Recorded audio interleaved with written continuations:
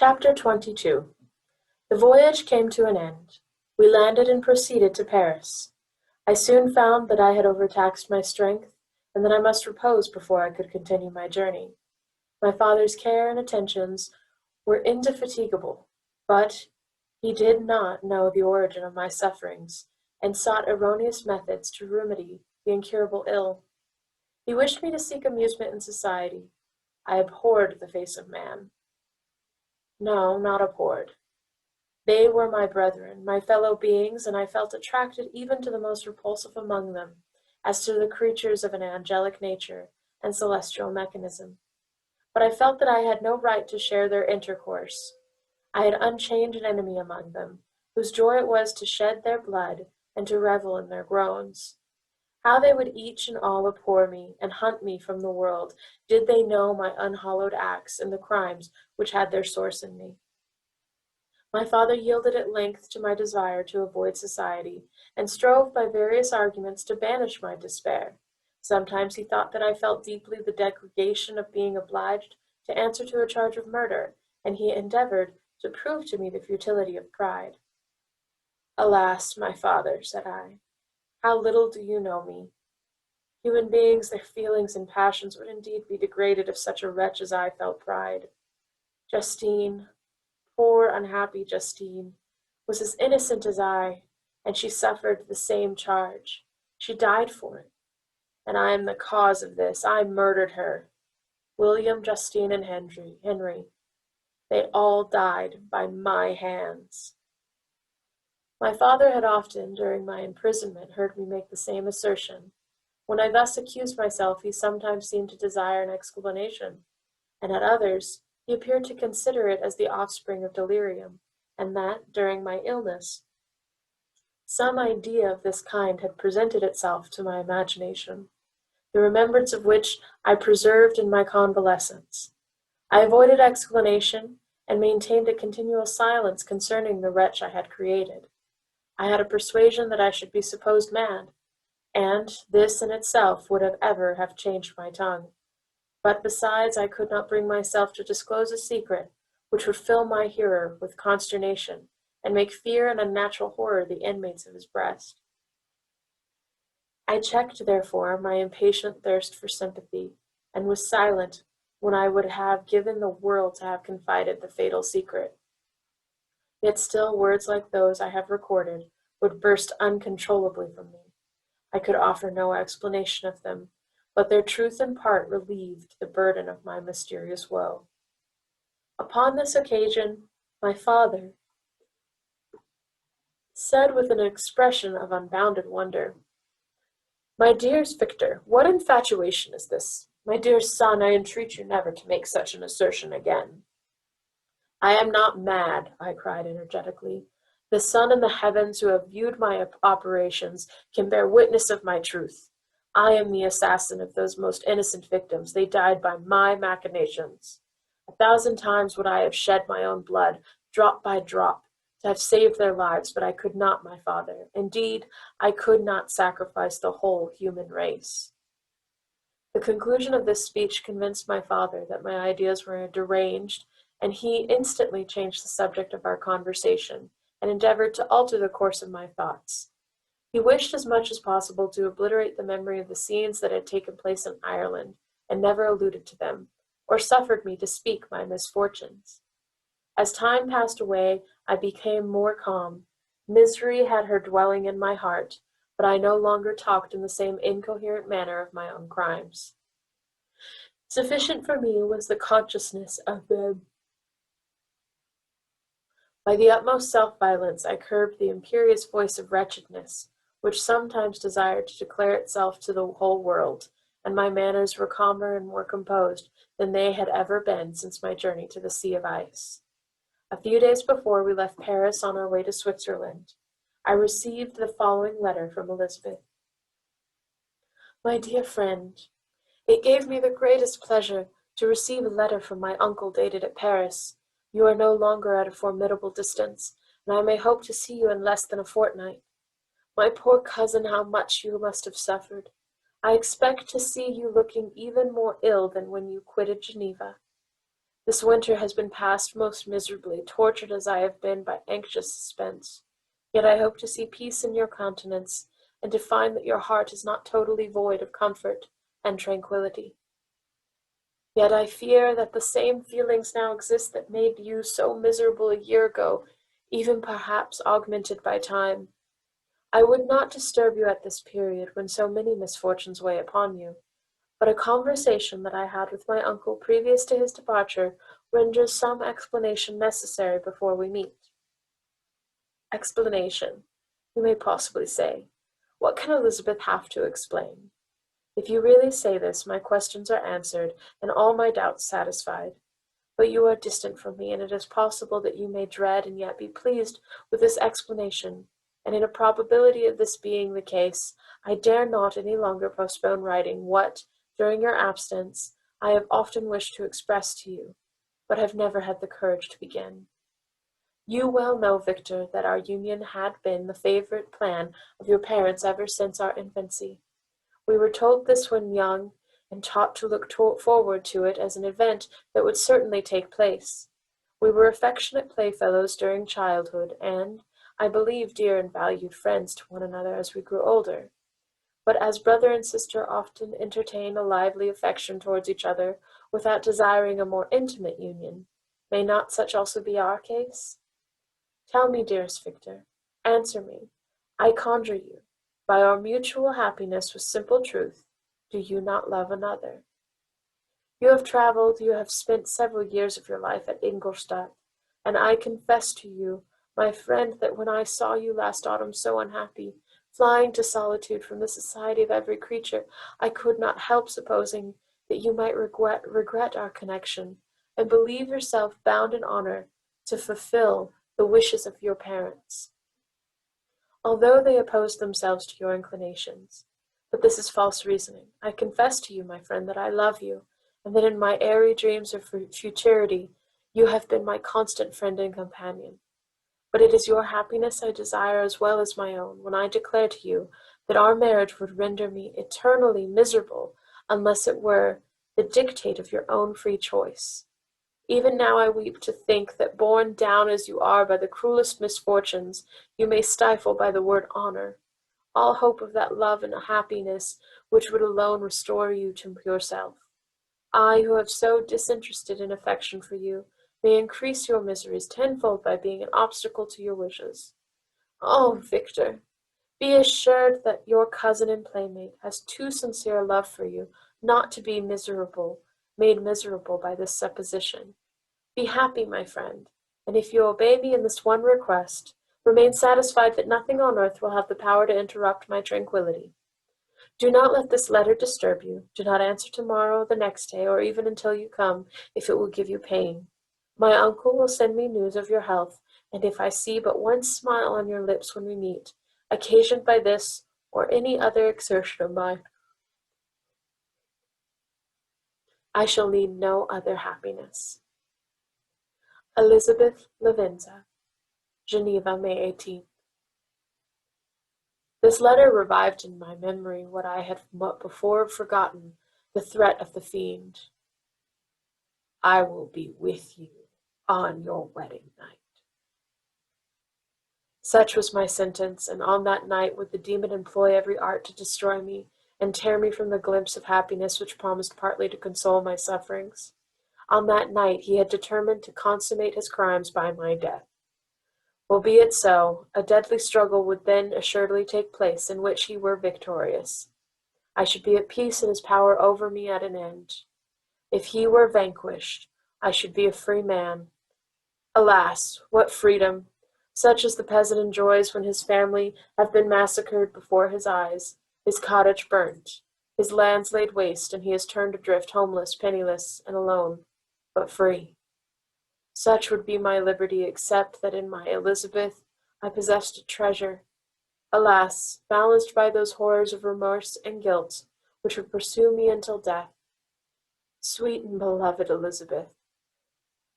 I read and reread her letter, and some softened feelings stole into my heart and dared to whisper paradisiacal dreams of love and joy. But the apple was already eaten, and the angel's arm bare to drive me from all hope. Yet I would die to make her happy. If the monster executed his threat, death was inevitable, yet, again, I considered whether my marriage would hasten my fate. My destruction might indeed arrive a few months sooner, but if my torturer should suspect that I postponed it, influenced by his menaces, he would surely find other, and perhaps more dreadful means of revenge. He had vowed to be with me on my wedding night. Yet he did not consider that threat as binding him to peace in the meantime, for as if to show me that he was not yet satiated with blood, he had murdered Clerval immediately after the enunciation of his threats. I resolved, therefore, that if my immediate union with my cousin would conduce either to hers or my father's happiness, my adversary's designs against my life should not retard it in a single hour. In this state of mind, I wrote to Elizabeth. My letter was calm and affectionate. I fear, my beloved girl, I said, little happiness remains for us on earth. Yet all that I may one day enjoy is centered on you. Chase away your idle fears. To you alone do I concentrate my life and my endeavors for contentment. I have one secret, Elizabeth, a dreadful one. When revealed to you, it will chill your frame with horror, and then, far from being surprised at my misery, you will only wonder that I survive what I have endured. I will confide this tale of misery and terror to you the day after our marriage shall take place. For my sweet cousin, there must be perfect confidence between us. But until then, I conjure you, do not mention or allude to it. This I most earnestly entreat, and I know you will comply. In about a week after the arrival of Elizabeth's letter, we returned to Geneva. The sweet girl welcomed me with warm affection, yet tears were in her eyes as she beheld my emaciated frame and feverish cheeks. I saw a change in her also. She was thinner and had lost much of that heavenly vivacity that had before charmed me, but her gentleness and soft looks of compassion made her a more fit companion for one blasted and miserable as I. The tranquillity which I now enjoyed did not endure. Memory brought madness with it, and when I thought of what had passed, a real insanity possessed me. Sometimes I was furious and burnt with rage, sometimes low and despondent. I neither spoke nor looked at any one, but sat motionless, bewildered by the multitude of miseries that overcame me. Elizabeth alone had the power to draw me from these fits. Her gentle voice would soothe me when transported by passion, and inspire me with human feelings when sunk in torpor. She wept with me and for me. When reason returned, she would remonstrate and endeavor to inspire me with resignation. It was well for the unfortunate to be resigned, but for the guilty there is no peace. The agonies of remorse poison the luxury there is otherwise sometimes found in indulging the excess of grief. Soon after arrival, my father spoke of my immediate marriage with Elizabeth. I remained silent. Have you, then, some other attachment? None on earth. I love Elizabeth and look forward to our union with delight. Let the day, therefore, be fixed, and on it I will consecrate myself in life or death to the happiness of my cousin. My dear Victor, do not speak thus. Heavy misfortunes befallen us. But let us only cling closer to what remains and transfer our love for those whom we have lost to those who yet live. Our circle will be small, but bound close by the ties of affection and mutual misfortune.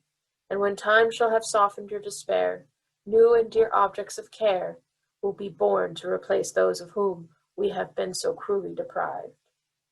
Such were the lessons of my father, but to me the remembrance of the threat returned. Nor can you wonder that, omnipotent as the fiend had yet been in his deeds of blood, I should almost regard him as invincible, and that when he had pronounced the words,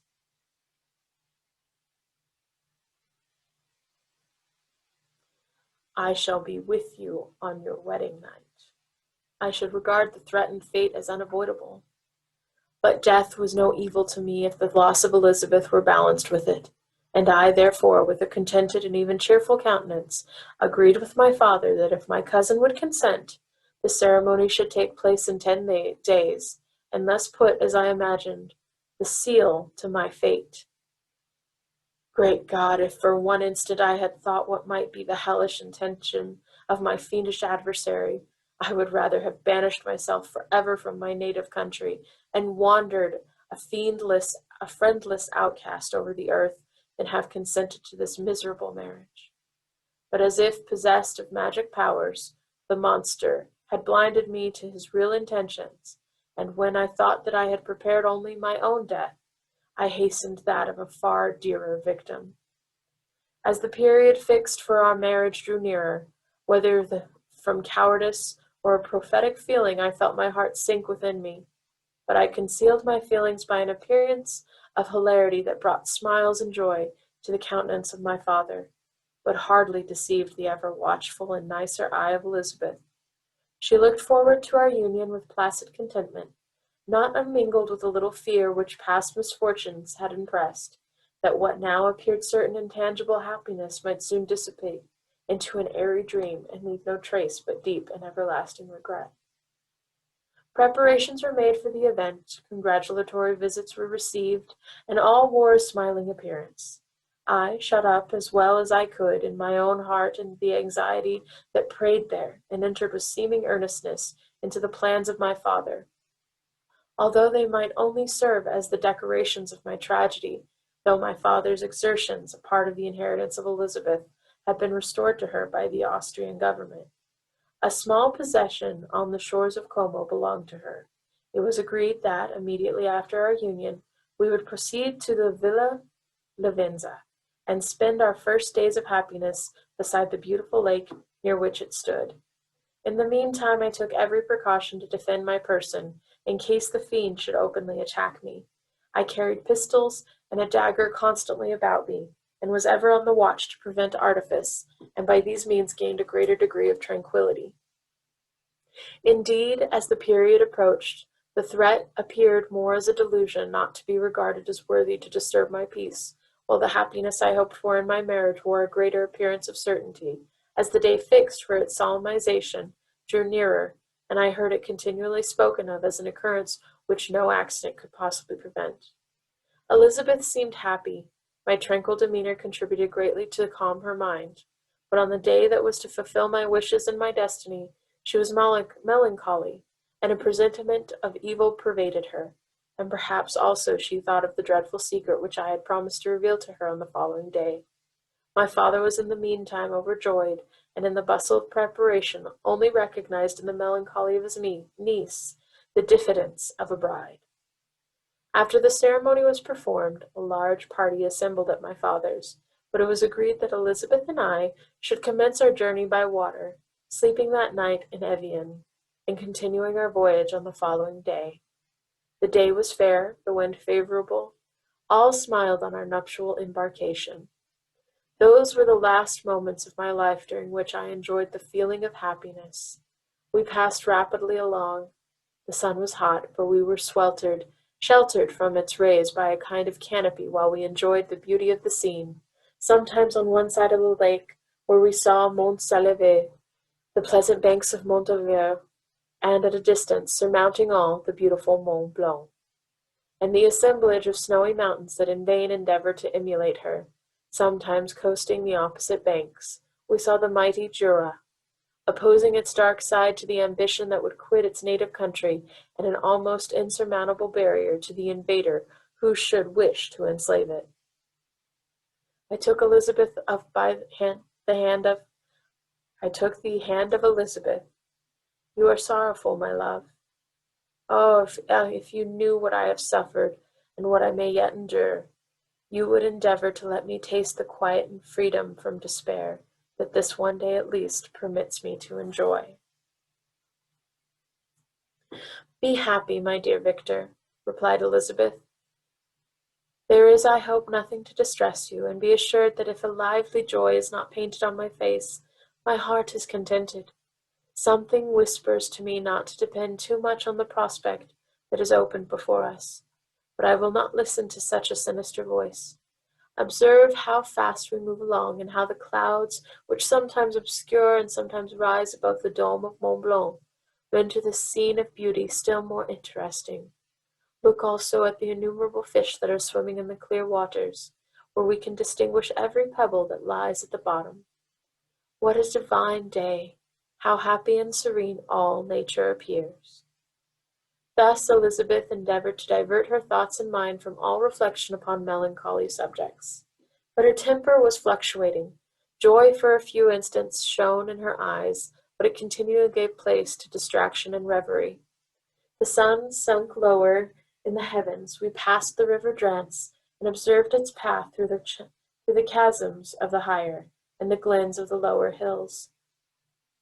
The Alps here come closer to the lake, and we approached the amphitheatre of mountains, which forms its eastern boundary. The spire of Evian shone under the woods that surrounded it, and the range of mountain above mountain by which it was overhung. The wind, which had hitherto carried us along with amazing rapidity, sunk at sunset to a light breeze.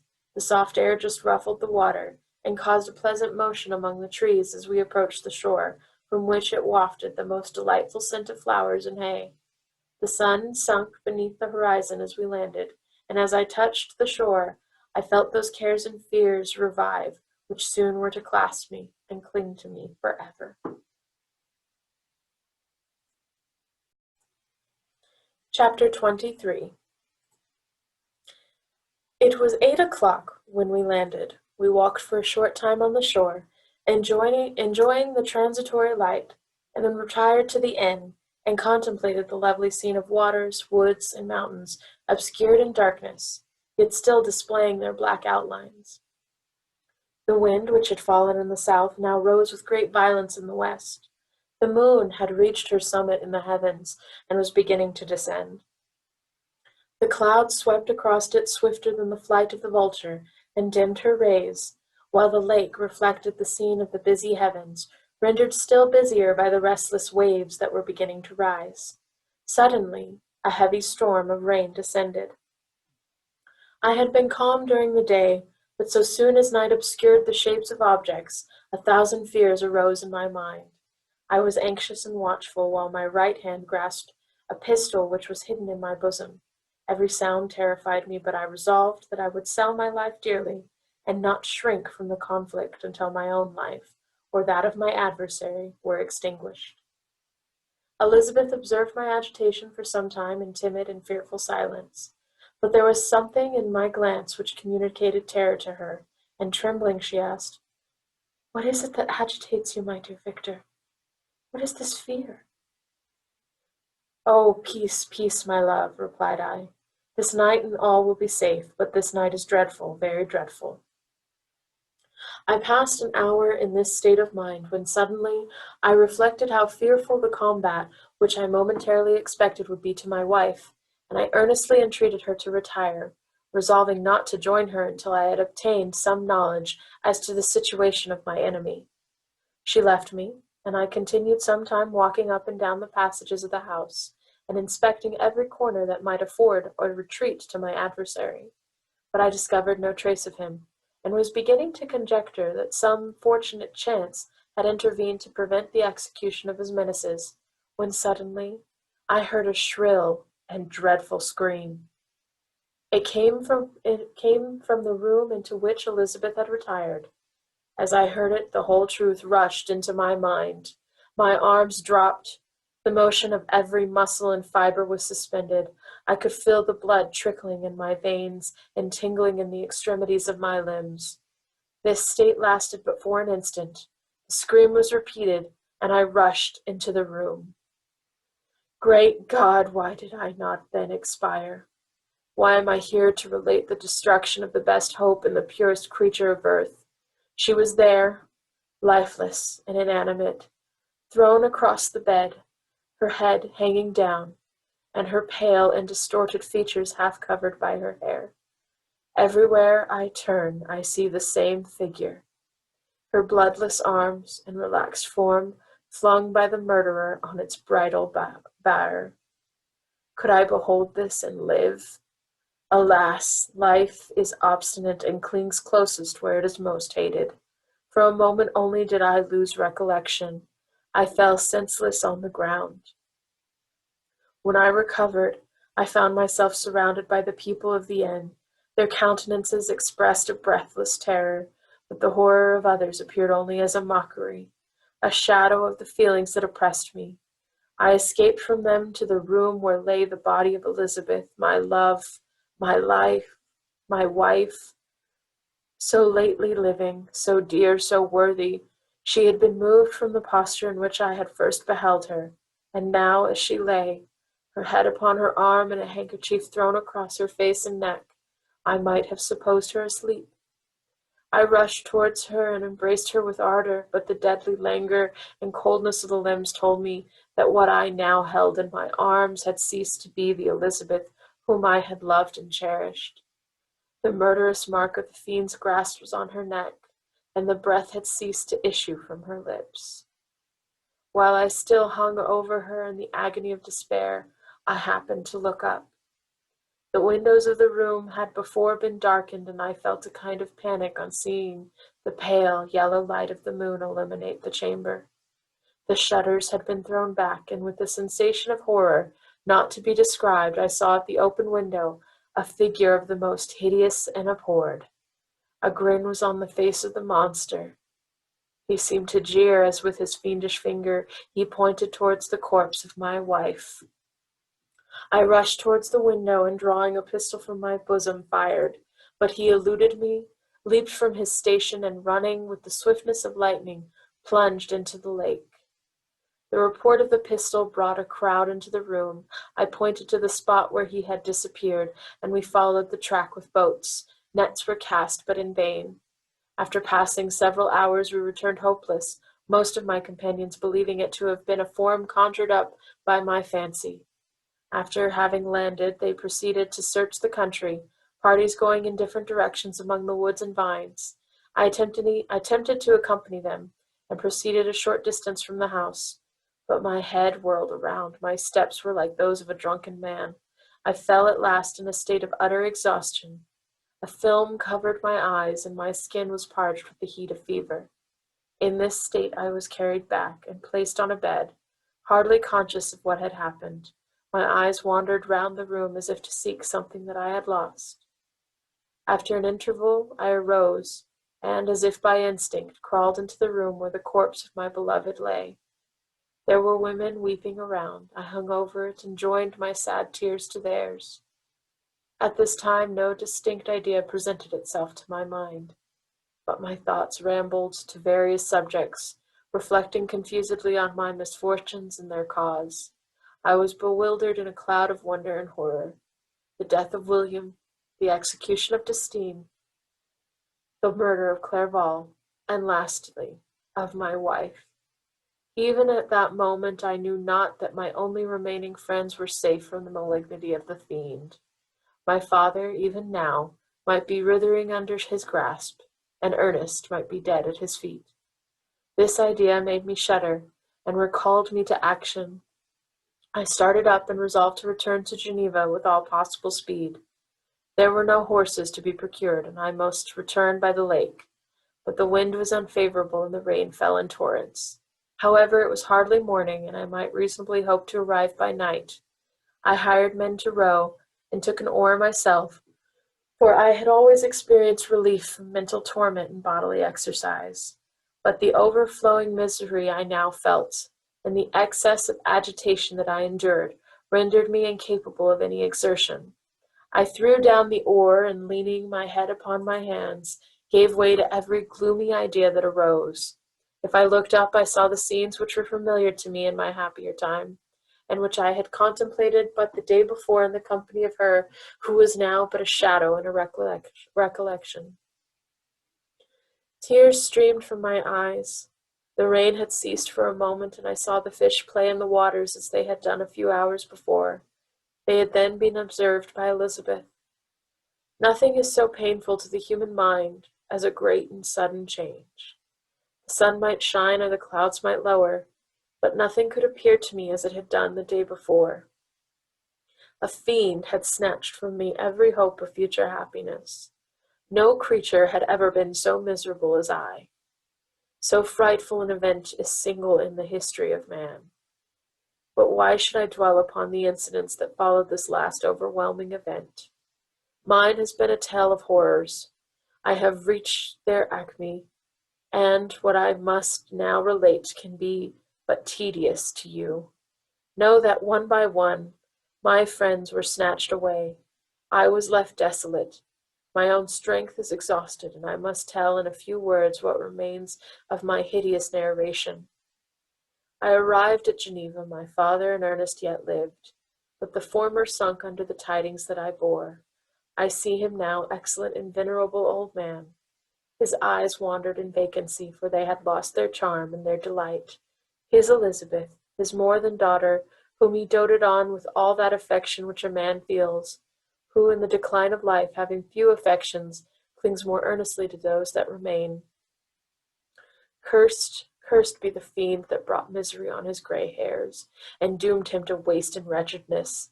He could not live under the horrors that were accumulated around him. The springs of existence suddenly gave way. He was unable to rise from his bed, and in a few days he died in my arms. What then became of me? I know not. I lost sensation, and chains and darkness were the only objects that pressed upon me. Sometimes I indeed dreamt that I wandered in flowery meadows and pleasant vales with the friends of my youth, but I awoke and found myself in a dungeon. Melancholy followed, but by degrees I gained a clear conception of my miseries and situation, and was then released from my prison. For they had called me mad, and during many months, as I understood, a solitary cell had been my habitation. Liberty, however, had been a useless gift to me, had I not, as I awakened to reason, at the same time awakened to revenge. As the memory of past misfortunes pressed upon me, I began to reflect on their cause. The monster whom I had created, the miserable demon whom I had sent abroad into the world for my destruction. I was possessed by a maddening rage when I thought of him, and desired and ardently prayed that I might have him within my grasp to wreak a great and a signal revenge on his cursed head. Nor did my fate long confine itself to useless wishes. I began to reflect on the best means of securing him, and for this purpose, about a month after my release, I repaired to a criminal judge in the town, and told him that I had an accusation to make, that I knew the destroyer of my family, and that I required him to exert his whole authority for the apprehension of the murderer. The magistrate listened to me with attention and kindness. "Be assured, sir," said he, "no pains or exertions on my part shall be spared to discover the villain." "I thank you," replied I. "Listen, therefore, to the disposition that I have to make.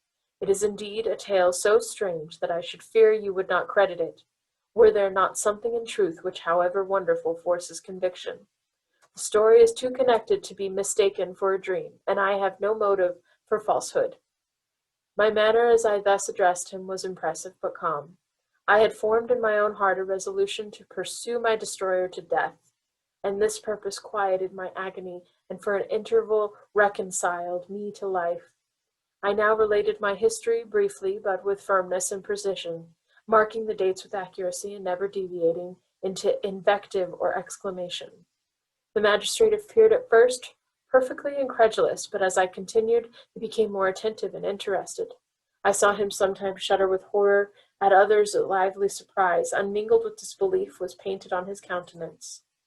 When I had concluded my narration, I said, "This is the being whom I accuse, and for whose seizure and punishment I call upon you to exert your whole power. It is your duty as a magistrate, and I believe and hope that your feelings as a man will not revolt from the execution of those functions on this occasion." This address caused a considerable change in the physiognomy of my own auditor. He had heard my story with that half kind of belief that is given to a tale of spirits and supernatural events. But when he was called upon to act officially in consequence, the whole tide of his incredulity returned. He, however, answered mildly, I would willingly afford you every aid in your pursuit, but the creature of whom you speak appears to have powers which would put all my exertions to defiance. Who can follow an animal which can traverse the sea of ice, and inhabit caves and dens where no man would venture to intrude? Besides, some months have elapsed since the commission of his crimes, and no one can conjecture to what place he has wandered, or what region he may now inhabit. I do not doubt that he hovers near the spot which I inhabit, and if he has indeed taken refuge in the Alps, he may be hunted like the chamois, and destroyed as a beast of prey. But I perceive your thoughts. You do not credit my narrative, and do not intend to pursue my enemy with the punishment which is his desert. As I spoke, rage sparkled in my eyes. The magistrate was intimidated. You are mistaken, said he. I will exert myself, and if it is in my power to seize the monster, be assured that he shall suffer punishment proportionate to his crimes. But I fear, from what you have yourself described to be his properties, that this will prove impracticable. And thus, while every proper measure is pursued, you should make up your mind to disappointment. That cannot be. All that I can say will be of little avail. My revenge is of no moment to you. Yet, while I allow it to be a vice, I confess that it is by the devouring and only passion of my soul. My rage is unspeakable when I reflect that the murderer whom I have turned loose upon society still exists. You refuse my just demand. I have but one recourse, and I devote myself either in my life or death to this destruction. I trembled with excess of agitation as I said this. There was a frenzy in my manner, and something, I doubt not, of that haughty fierceness which the martyrs of old are said to have possessed. But to a Genevan magistrate, whose mind was occupied by far other ideas than those of devotion and heroism, this elevation of mind had much the appearance of madness. He endeavored to soothe me as a nurse does a child, and reverted to my tale as the effects of delirium. Man, I cried, how ignorant art thou in thy pride of wisdom! Cease, you know not what it is you say. I broke from the house angry and disturbed, and retired to meditate on some other mode of action. Chapter 24. My present situation was one in which all voluntary thought was swallowed up and lost. I was hurried away by fury. Revenge alone endowed me with strength and composure. It molded my feelings and allowed me to be calculating and calm. At periods when otherwise delirium or death would have been my portion, my first resolution was to quit Geneva forever. My country, which, when I was happy and beloved, was dear to me, now in my adversity became hateful. I provided myself with a sum of money, together with a few jewels which had belonged to my mother and departed. And now my wanderings began, which are to cease but with life. I have traversed a vast portion of the earth, and have endured all the hardships which travelers in deserts and barbarous countries have wont to meet. How I have lived I hardly know. Many times have I stretched my failing limbs upon the sandy plain and prayed for death, but revenge kept me alive. I dared not die and leave my adversary in being. When I quitted Geneva, my first labor was to gain some clue by which I might trace the steps of my fiendish enemy. But my plan was unsettled, and I wandered many hours round the confines of the town, uncertain what path I should pursue. As night approached, I found myself at the entrance of the cemetery where William, Elizabeth, and my father reposed. I entered it and approached the tomb which marked their graves.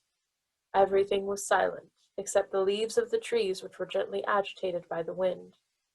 The night was nearly dark, and the scene would have been solemn and affecting even to an uninterested observer. The spirits of the departed seemed to flit around and to cast a shadow, which was felt but not seen, around the head of the mourner. The deep grief which this scene had at first excited quickly gave way to rage and despair.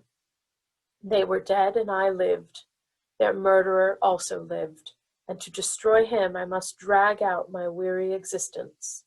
I knelt on the grass and kissed the earth, and with quivering lips exclaimed, By the sacrifice, earth, on which I kneel, by the shades that wander near me, by the deep and eternal grief that I feel, I swear, and by thee, O night, and the spirits that preside over thee, to pursue the demon who caused this misery until he or I shall perish in mortal conflict. For this purpose I will preserve my life to execute this dear revenge. Will I again behold the sun and tread the green herbage of earth, which otherwise should vanish from my eyes forever? And I call on you, spirits of the dead, and on you, wandering ministers of vengeance, to aid and conduct me in my work. Let the cursed and hellish monster drink deep of agony. Let him feel the despair that now torments me. I had begun my adjuration with solemnity, and an awe which almost assured me that the shades of my murdered friends heard and approved my devotion. But the furies possessed me as I concluded, and rage choked my utterance. I was answered through the stillness of night by a loud and fiendish laugh. It rung on my ears long and heavily. The mountains re-echoed it, and I felt as if all hell surrounded me with mockery and laughter. Surely, in that moment, I should have been possessed by frenzy and have destroyed my miserable existence, but that my vow was heard, and that I was reserved for vengeance. The laughter died away, when a well-known and abhorred voice, apparently close to my ear, addressed me in an audible whisper. I am satisfied, miserable wretch. You have determined to live, and I am satisfied. I darted towards the spot from which the sound proceeded, but the devil eluded my grasp. Suddenly the broad disk of the moon arose and shone full upon his ghastly and distorted shape as he fled with more than mortal speed. I pursued him, and for many months this has been my task. Guided by a slight clue, I followed the windings of the Rhone, but vainly. The blue Mediterranean appeared, and by a strange chance I saw the fiend enter by night and hide himself in a vessel bound for the Black Sea. I took my passage in the same ship, but he escaped, I know not how. Amidst the wilds of Tartary and Russia, although he still evaded me, I have ever followed in his track. Sometimes the peasants, scared by this horrid apparition, informed me of his path. Sometimes he himself, who feared that if I lost all trace of him, I should despair and die, left some mark to guide me. The snows descended on my head, and I saw the print of his huge step on the white plain. To you, first entering on life, to whom care is new, and agony unknown, how can you understand what I have felt and still feel? Cold, want, and fatigue were the least pains which I was destined to endure. I was cursed by some devil and carried about with me my eternal hell. Yet still a spirit of good followed and directed my steps, and when I most murmured, would suddenly extricate me from seemingly insurmountable difficulties. Sometimes, when nature, overcome by hunger, sunk under the exhaustion, a repast was prepared for me in the desert that restored and inspirited me. The fare was, indeed, coarse, such as the peasants of the country ate, but I will not doubt that it was set there by the spirits that I had invoked to aid me. Often, when all was dry, the heavens cloudless, and I was parched by thirst, a slight cloud would bedim the sky, shed the few drops that revived me, and vanish. I followed, when I could, the courses of the rivers, but the demon generally avoided these, as it was here that the population of the country chiefly collected. In other places human beings were seldom seen, and I generally subsisted on the wild animals that crossed my path. I had money with me and gained the friendship of the villagers by distributing it, or I brought with me some food that I had killed, which, after taking a small part, I always presented to those who had provided me with the fire and utensils for cooking. My life, as it passed thus, was indeed hateful to me, and it was during sleep alone that I could taste joy. O blessed sleep! Often, when most miserable, I sank to repose, and my dreams lulled me even to rapture. The spirits that guarded me had provided these moments, or rather hours of happiness, that I might retain strength to fulfill my pilgrimage. Deprived of this respite, I should have sunk under my hardships. During the day I was sustained and inspirited by the hope of night, for in sleep I saw my friends, my wife, and my beloved country. Again I saw the benevolent countenance of my father, heard the silver tones of my Elizabeth's voice, and beheld Clerval enjoying health and youth. Often, when wearied by a toilsome march, I persuaded myself that I was dreaming until night should come, and that I should then enjoy reality in the arms of my dearest friends. What agonizing fondness did I feel for them! How did I cling to their dear forms as sometimes they haunted even my waking hours, and persuade myself that they still lived. At such moments, vengeance that burned within me died in my heart, and I pursued my path toward the destruction of the demon, more as a task enjoined by heaven, as the mechanical impulse of some power of which I was unconscious, than as the ardent desire of my soul. What his feelings were whom I pursued I cannot know. Sometimes, indeed, he left marks in writing on the barks of the trees, or cut in stone that guided me and instigated my fury. My reign is not yet over. These words were legible in one of these inscriptions. You live, and my power is complete. Follow me. I seek the everlasting ices of the north, where you will feel the misery of cold and frost, to which I am impassive. You will find near this place, if you feel not too tardily, a dead hare. Eat and be refreshed.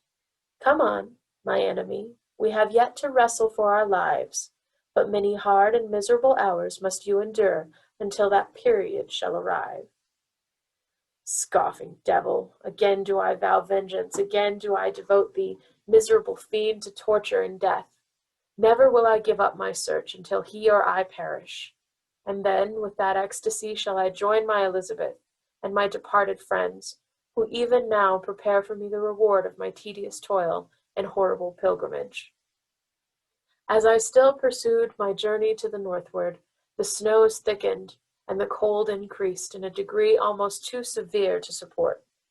The peasants were shut up in their hovels, and only a few of the most hardy ventured forth to seize the animals whom starvation had forced from their hiding places to seek for prey. The rivers were covered with ice, and no fish could be procured, and thus I was cut off from my chief article of maintenance. The triumph of my enemy increased with the difficulty of my labors. One inscription that he left was in these words: Prepare. Your toil only begin. Wrap yourself in furs and provide food, for we shall soon enter upon a journey where your sufferings will satisfy my everlasting hatred. My courage and perseverance were invigorated by these scoffing words.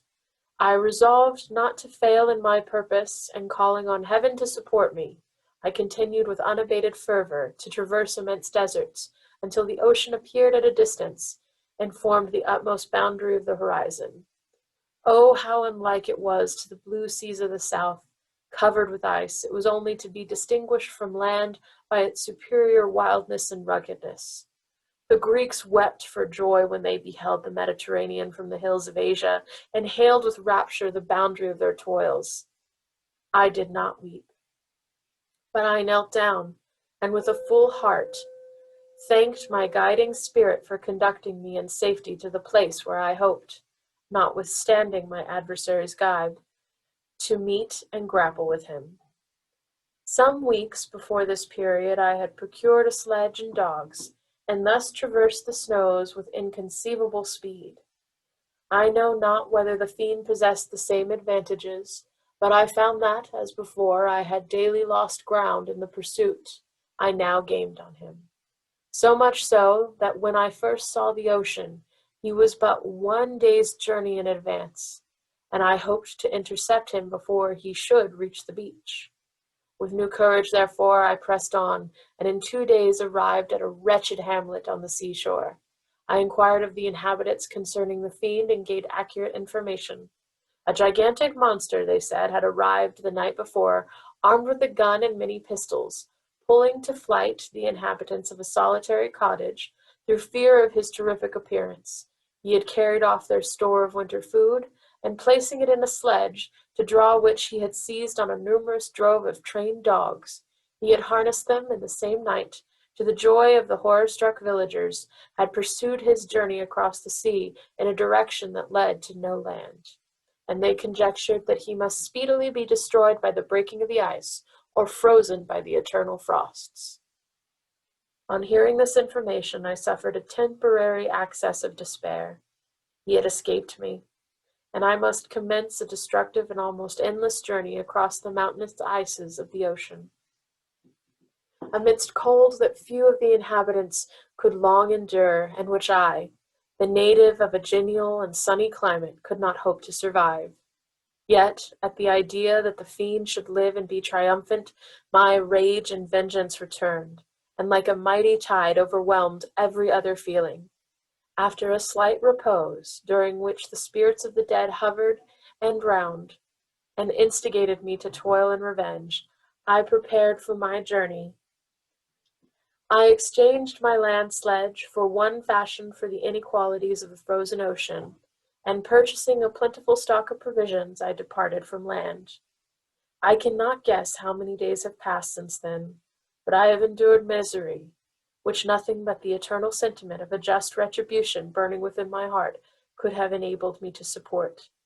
Immense and rugged mountains of ice often barred up my passage, and I often heard the thunder of the ground sea which threatened my destruction.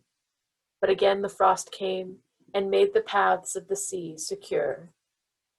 By the quantity of provision which I had consumed, I should guess that I had passed 3 weeks in this journey, and the continual protraction of hope, returning back upon the heart, often wrung bitter drops of despondency and grief from my eyes. Despair had indeed almost secured her prey, and I should soon have sunk beneath this misery. Once, after the poor animals that conveyed me had the incredible toil gained the summit of a sloping ice mountain, and one, sinking under his fatigue, died. I viewed the expanse before me with anguish, when suddenly my eye caught a dark speck upon the dusky plain. I strained my sight to discover what it could be, and uttered a wild cry of ecstasy when I distinguished a sledge, and the distorted proportions of a well-known form within. Oh, with that a burning gush did hope revisit my heart. Warm tears filled my eyes, which I hastily wiped away, that they might not intercept the view I had of the demon, but still my sight was dimmed by the burning drops, until, giving way to the emotions that oppressed me, I wept aloud. But this was not the time for delay. I disencumbered the dogs of their dead companion, gave them a plentiful portion of food, and after an hour's rest, which was absolutely necessary, and yet which was bitterly irksome to me, I continued my route. The sledge was still visible, nor did I again lose sight of it, except at the moments when, for a short time, some ice rock concealed it with its intervening crags. I indeed perceptibly gained on it, and when after nearly 2 days' journey I beheld my enemy at no more than a mile distant, my heart bounded within me. But now, when I appeared almost within grasp of my foe, my hopes were suddenly extinguished, and I lost all trace of him more utterly than I had ever done before. A ground sea was heard. The thunder of its progress, as the waters rolled and swelled beneath me, became every moment more ominous and terrific. I pressed on, but in vain. The wind arose, the sea roared, and as with the mighty shock of an earthquake, it split and cracked with a tremendous and overwhelming sound. The work was soon finished. In a few minutes a tumultuous sea rolled between me and my enemy, and I was left drifting on a scattered piece of ice that was continually lessening and thus preparing for me a hideous death. In this manner, many appalling hours passed. Several of my dogs died, and I myself was about to sink under the accumulation of distress, when I saw your vessel riding at anchor, and holding forth to me hopes of succor and life. I had no conception of that vessels ever came so far north, and was astounded at the sight. I quickly destroyed part of my sledge to construct oars, and by these means was enabled with infinite fatigue to move my ice craft in the direction of your ship. I had determined, if you were going southward, still to trust myself to the mercy of the seas rather than abandon my purpose. I hoped to induce you to grant me a boat with which I could pursue my enemy, but your direction was northward.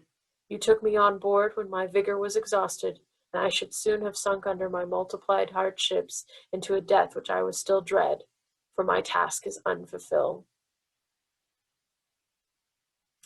Oh, when will by my guiding spirit in conducting me to the demon allow me to rest, I so much desire, or must I die and he yet live?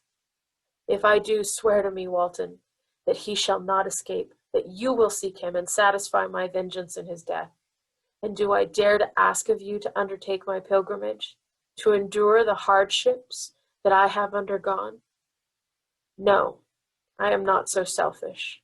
Yet when I am dead, if he should appear, if the ministers of vengeance should conduct him to you, swear that he shall not live.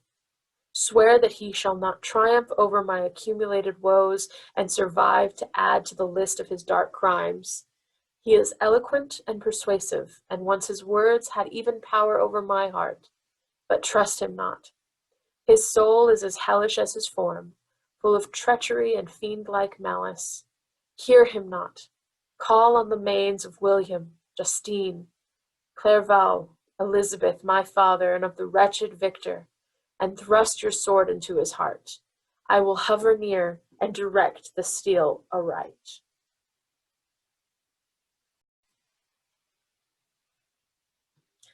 August 26th. You have read this strange and terrific story, Margaret, and do you not feel your blood congeal with horror, like that which even now curdles mine? Sometimes, seized with sudden agony, he could not continue his tale, and at others, his voice broken yet piercing, uttered with difficulty the words so replete with anguish. His fine and lovely eyes were now lighted up with indignation, now subdued to downcast sorrow, and quenched in infinite wretchedness. Sometimes he commanded his countenance and tones, and related the most horrible incidents with a tranquil voice, surpassing every mark of agitation. Then, like a volcano bursting forth, his face would suddenly change to an expression of the wildest rage as he shrieked out imprecations on his persecutor. His tale is connected and told with an appearance of the simplest truth. Yet I owned to you that the letters of Felix and Safie, which he showed me, and the apparition of the monster seen from our ship, brought to me a greater conviction of the truth of his narrative than his asseverations. However earnest and connected, such a monster has then really existence? I cannot doubt it, yet I am lost in surprise and admiration. Sometimes I endeavored to gain from Frankenstein the particular of his creature's formation, but on this point he was impenetrable. Are you mad, my friend? Said he. Or whither does your senseless curiosity lead you? Would you also create for yourself in the world a demoniacal enemy? Peace, peace! Learn my miseries and do not seek to increase your own. Frankenstein discovered that I made notes concerning his history. He asked to see them, and then, himself, corrected and augmented them in many places, but principally in giving the life and spirit to the conversations he held with his enemy. Since you have preserved my narration, said he, I would not that a mutilated one should go down to posterity. Thus, as a week passed away, while I have listened to the strangest tale that ever imagination formed, my thoughts and every feeling of my soul have been drunk up by the interest for my guest, which this tale and his own elevated and gentle manners have created. I wish to soothe him. Yet can I counsel one so infinitely miserable, so destitute of every hope of consolation to live? Oh no, the only joy that he can now know will be when he composes his shattered spirit to peace and death. Yet he enjoys one comfort, the offspring of solitude and delirium. He believes that, when in his dreams he holds and converses with his friends, and derives from that communication consolation for his miseries, or excitements to his vengeance, that they are not the creations of his fancy, but the beings themselves who visit him from the regions of a remote world. This faith gives a solemnity to his reveries that render them to me almost as imposing and interesting as truth.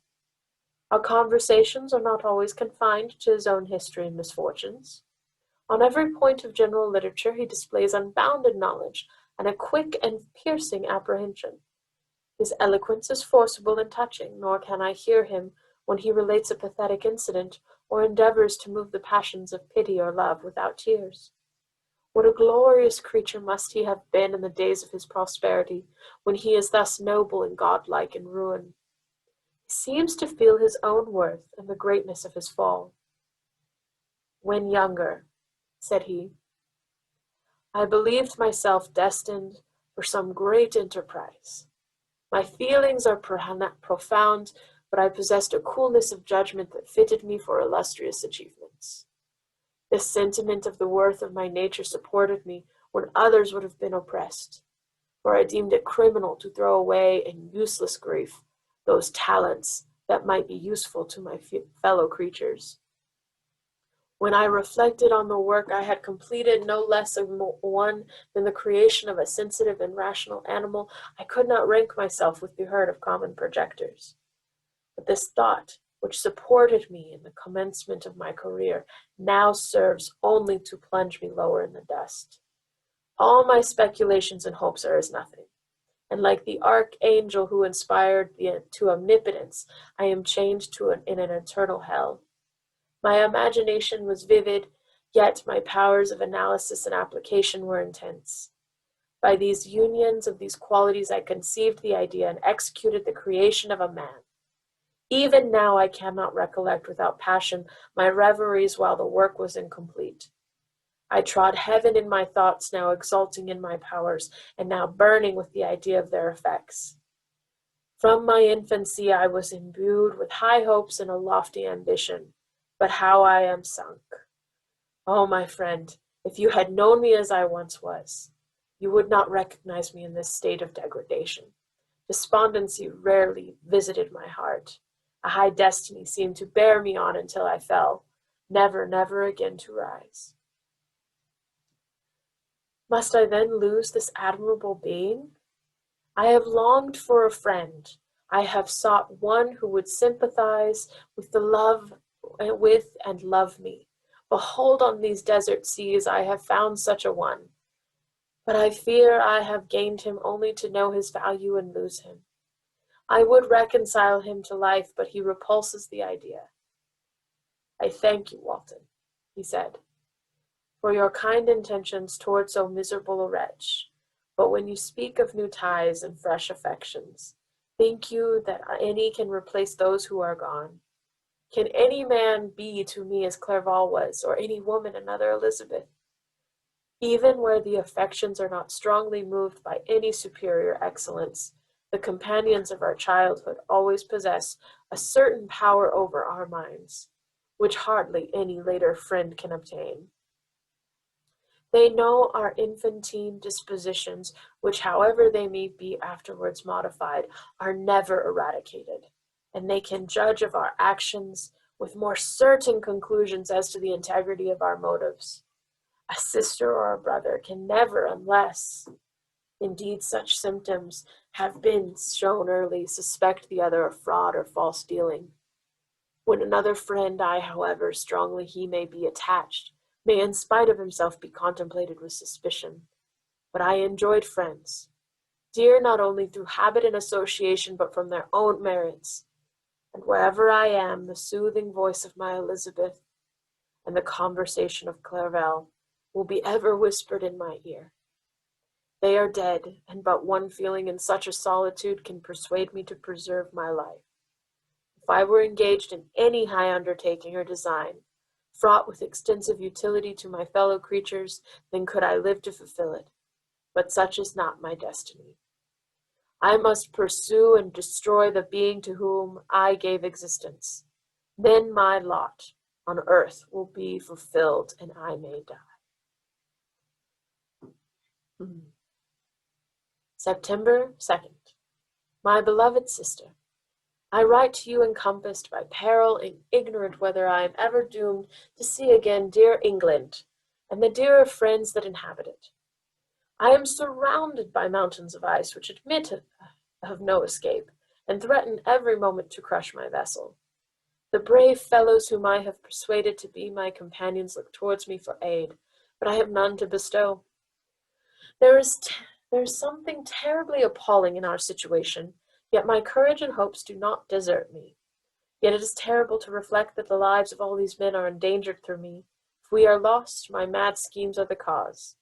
And what, Margaret, will be the state of your mind? You will not hear of my destruction, and you will anxiously await my return. Years will pass, and you will have visitings of despair, and yet be tortured by hope. Oh, my beloved sister, the sickening failing of your heartfelt expectations is, in prospect, more terrible to me than my own death. But you have a husband and lovely children.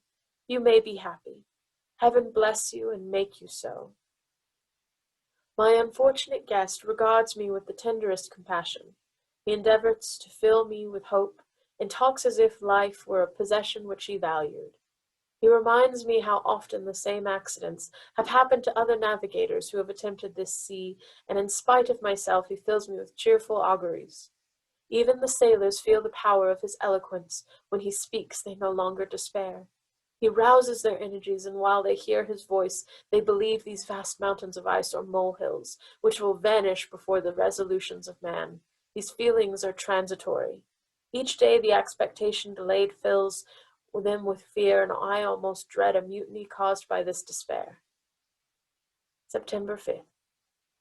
A scene has just passed of such uncommon interest that although it is highly probable that these papers may never reach you, yet I cannot forbear recording it.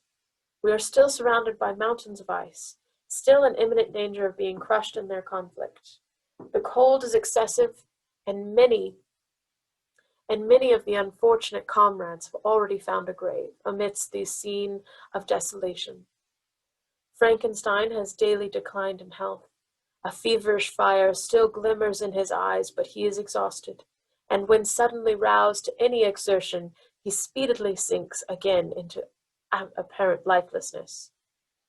I mentioned in my last letter the fears I entertained of a mutiny.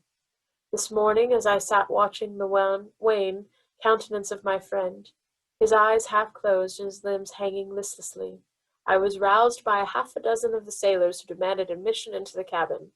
They entered, and their leader addressed me.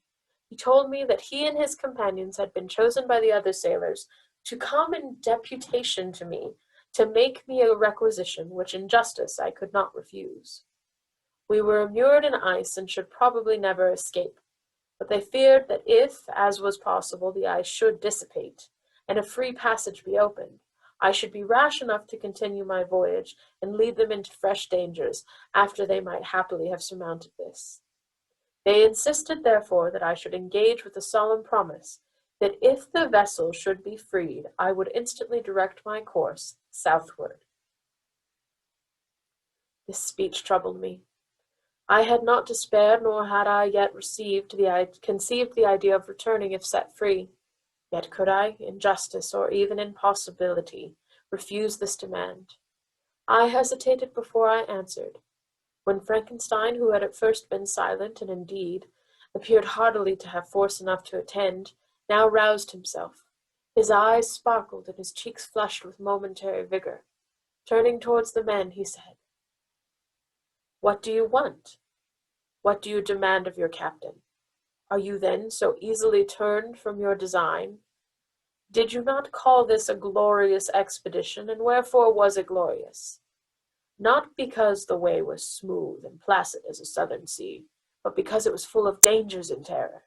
Because at every new incident your fortitude was to be called forth and your courage exhibited. Because danger and death surrounded it, and these you were to brave and overcome. For this was it an honorable undertaking.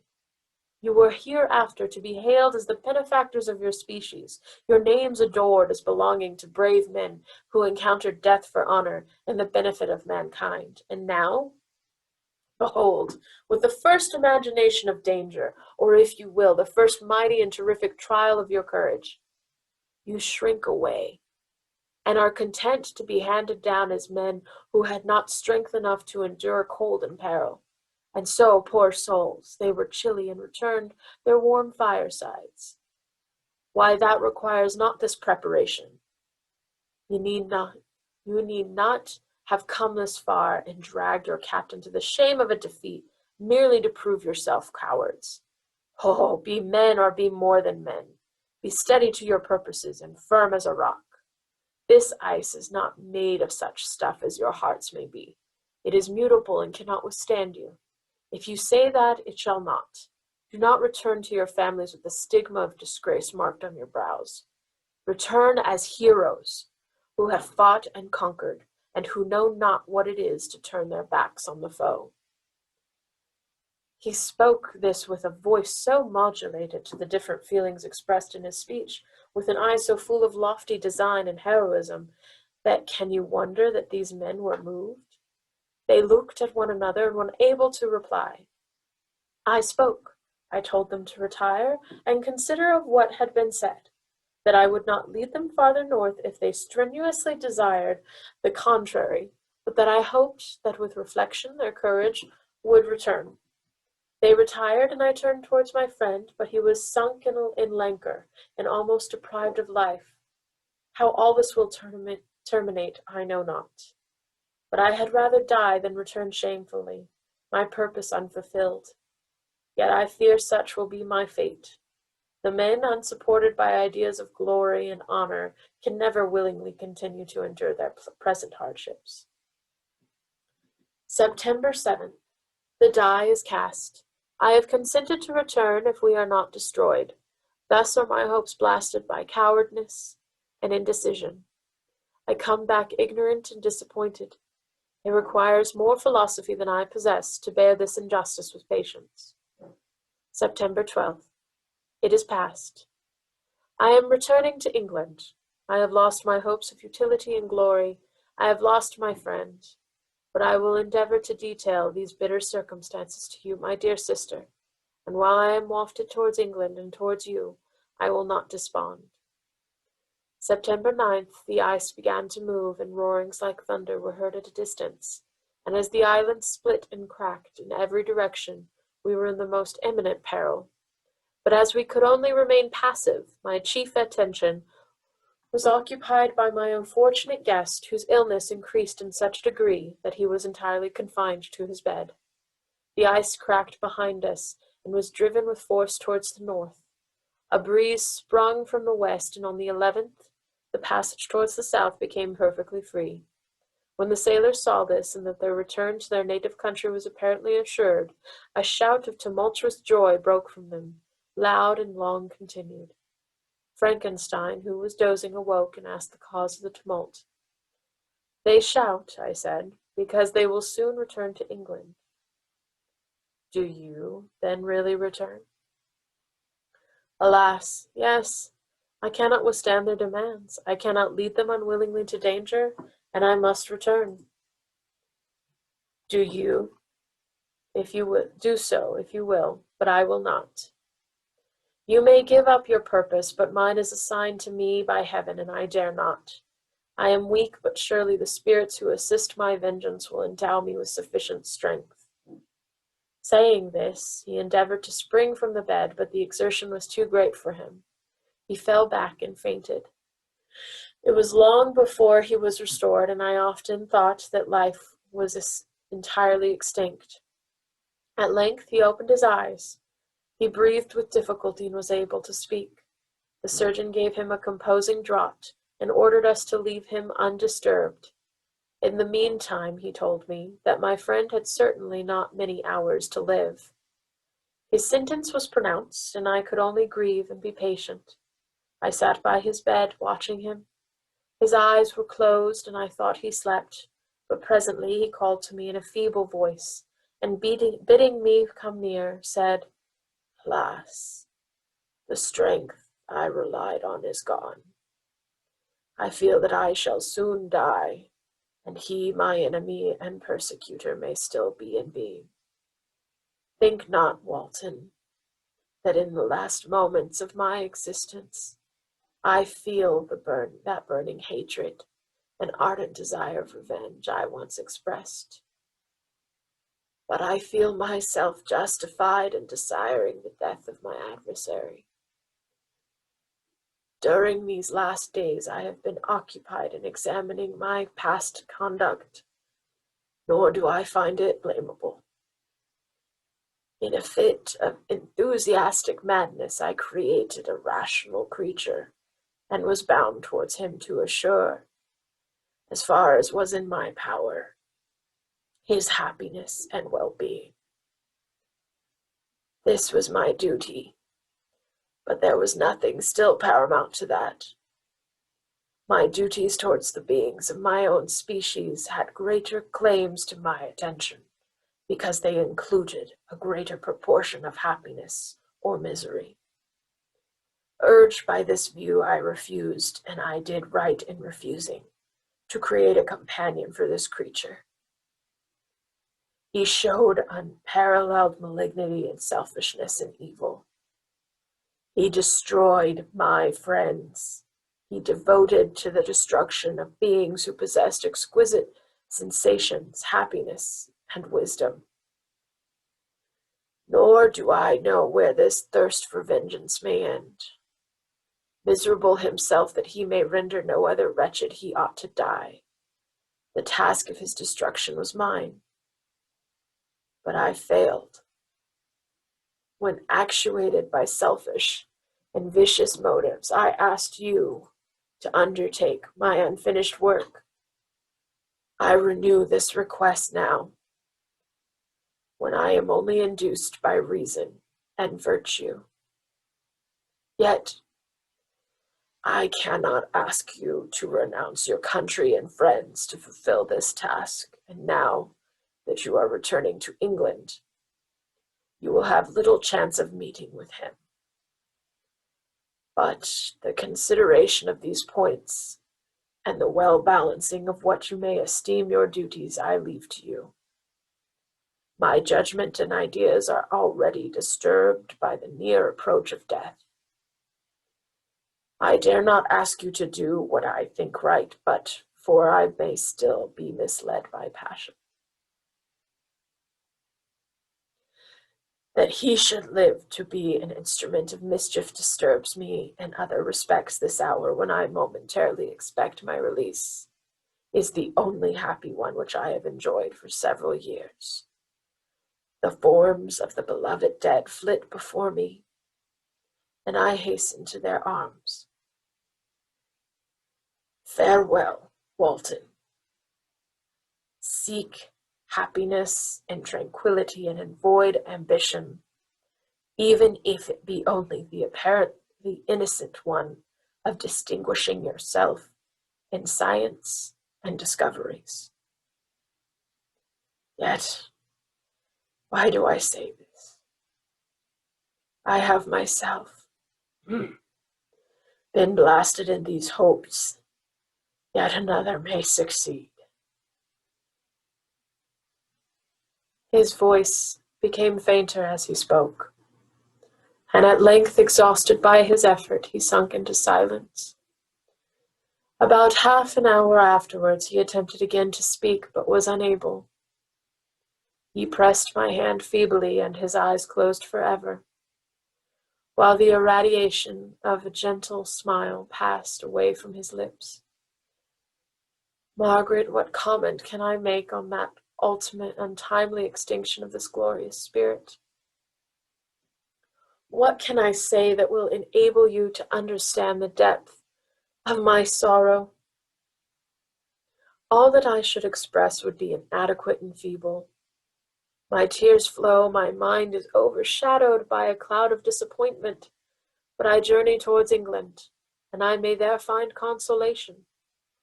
I am interrupted. What do these sounds portend?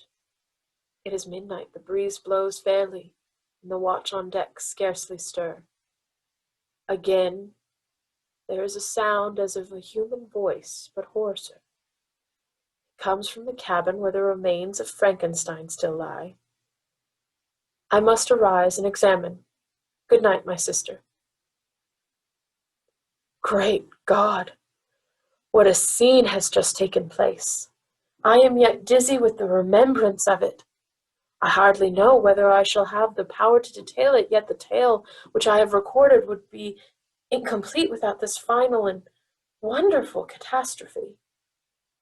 I entered the cabin where lay the remains of my ill-fated and admirable friend.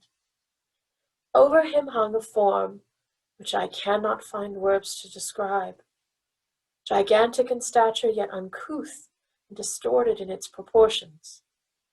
As he hung over the coffin, his face was concealed by long locks of ragged hair, but one vast hand was extended, in color and apparent texture like that of a mummy. When he heard the sound of my approach, he ceased to utter exclamations of grief and horror, and sprung towards the window. Never did I behold a vision so horrible as his face, of such loathsome yet appalling hideousness. I shut my eyes involuntarily, and endeavored to recollect what were my duties with regard to this destroyer. I called on him to stay. He paused, looked on me with wonder, and again turning towards the lifeless form of his creator, he seemed to forget my presence, and every feature and gesture seemed to instigate it by the wildest rage of some uncontrollable power. This victim is also my victim, he explained. In his murder, my crimes are consummated. The miserable series of my being is wound to its close. O Frankenstein, general and generous and self-devoted being, what does it avail that I now ask thee to pardon me? I, who irretrievably destroyed thee by destroying all thou lovest. Alas, he is cold. He cannot answer me. His voice seemed suffocated, and my first impulses, which had suggested to me the duty of obeying the dying request of my friend in destroying his enemy, were now suspended by a mixture of curiosity and compassion. I approached this tremendous being. I dared not again raise my eyes to his face. There was something so scaring and unearthly in his ugliness. I attempted to speak, but the words died away on my lips. The monster continued to utter wild and incoherent self-reproaches. At length I gathered resolution to address him in a pause of the tempest of his passion. Your repentance, I said, is now superfluous. If you had listened to the voice of conscience and heeded the stings of remorse before you had urged your diabolical vengeance to his extremity, Frankenstein would yet have lived. And do you dream? Said the demon. Do you think that I was then dead to agony and remorse? He continued, pointing to the corpse. He suffered not in the consummation of the deed, oh, not the 10,000th portion of the anguish that was mine during the lingering detail of its execution. A frightful selfishness hurried me on while my heart was poisoned with remorse. Think you that the groans of Clerval were music to my ears?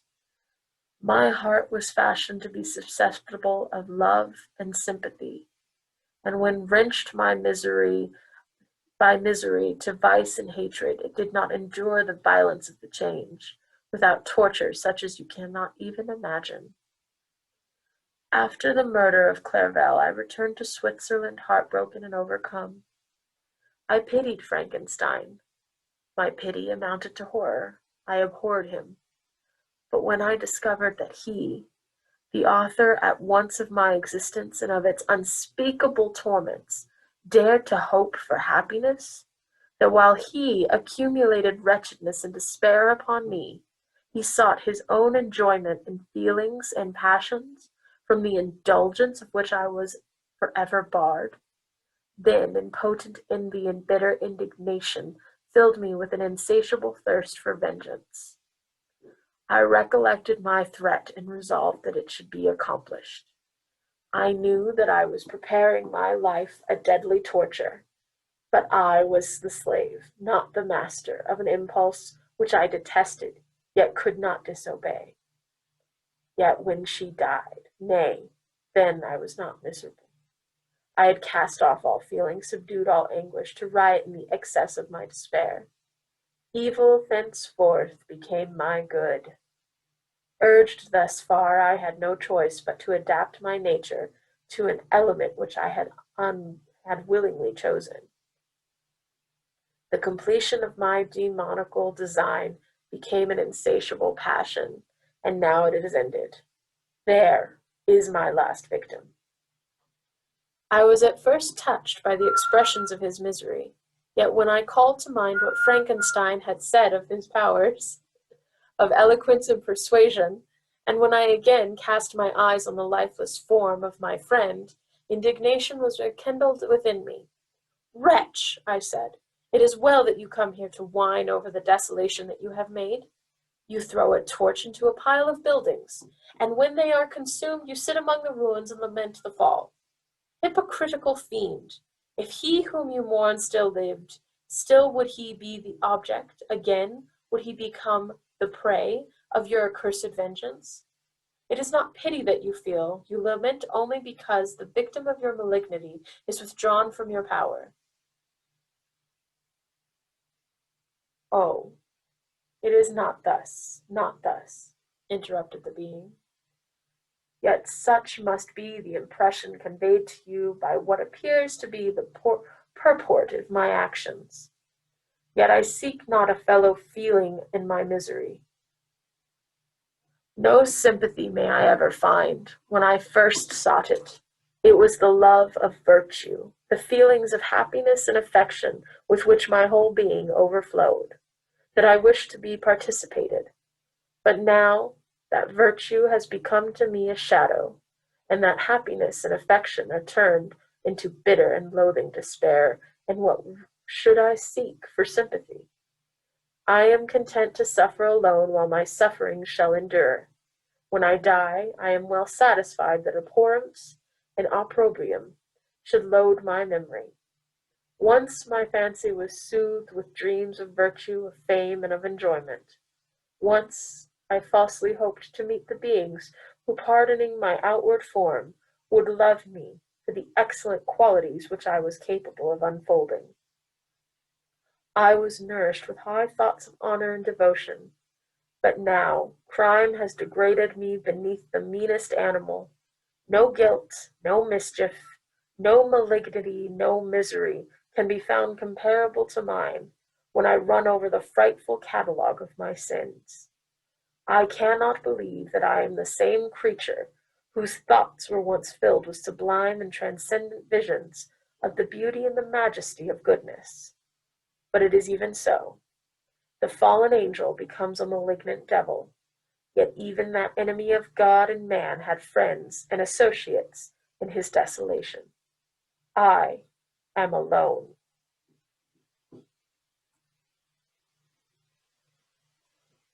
You call Frankenstein your friend, seem to have a knowledge of my crimes and his misfortunes, but in the detail which he gave you of them, he could not sum up the hours and months of misery which I endured, wasting in impotent passions, for while I destroyed his hopes, I did not satisfy my own desires. They were forever ardent and craving. Still I desired love and fellowship, and I was still spurned. Was there no injustice in this? Am I to be thought the only criminal when all humankind sinned against me? Why do you not hate Felix, who drove his friend from his door with contumely? Why do you not execrate the rustic who sought to destroy the Saviour of his child?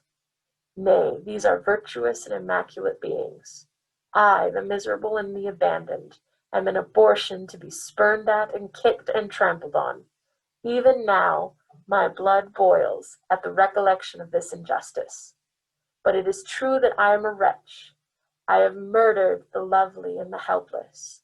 I have strangled the innocent as they slept, and grasped to death his throat who never injured me or any other living thing. I have devoted my Creator, the select specimen of all that is worthy of love and admiration among men, to misery. I have pursued him even to that irremediable ruin. There he lies, white and cold in death. You hate me, but your abhorrence cannot equal that with which I regard myself. I look on the hands which executed the deed. I think on the heart in which the imagination of it was conceived, and long for the moment when these hands will meet my eyes, when that imagination will haunt my thoughts no more.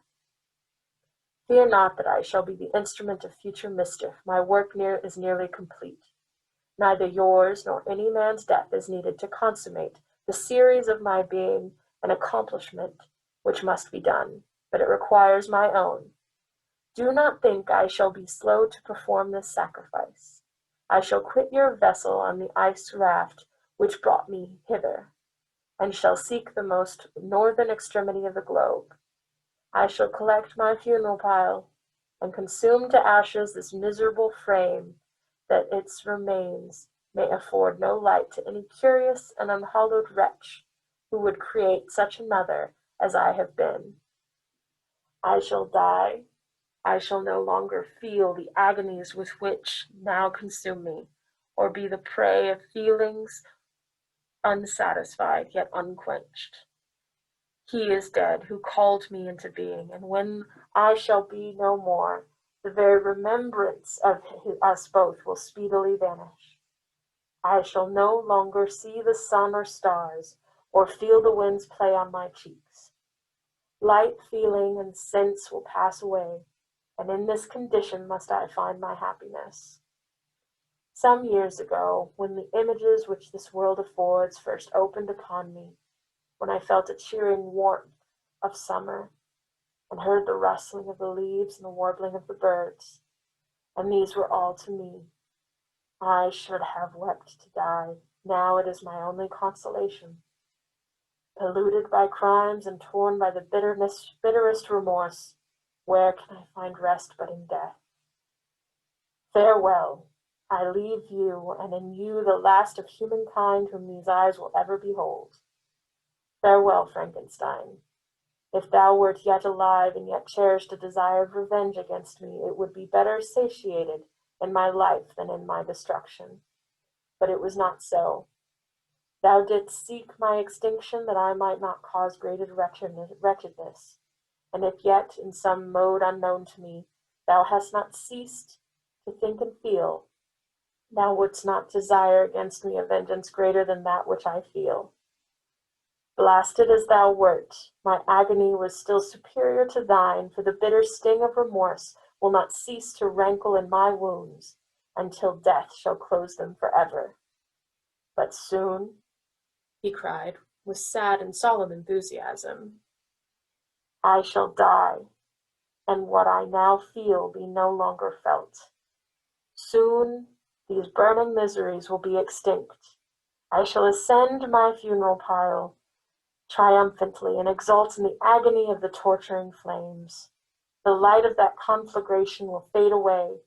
My ashes will be swept into the sea by the winds. My spirit will sleep in peace, or if it thinks, it will not surely think thus. Farewell. He sprung from the cabin window as he said this until the ice raft, which lay close to the vessel. He was soon borne away by the waves and lost in darkness and distance. The end. This concludes Frankenstein by Mary Wollstonecraft Shelley.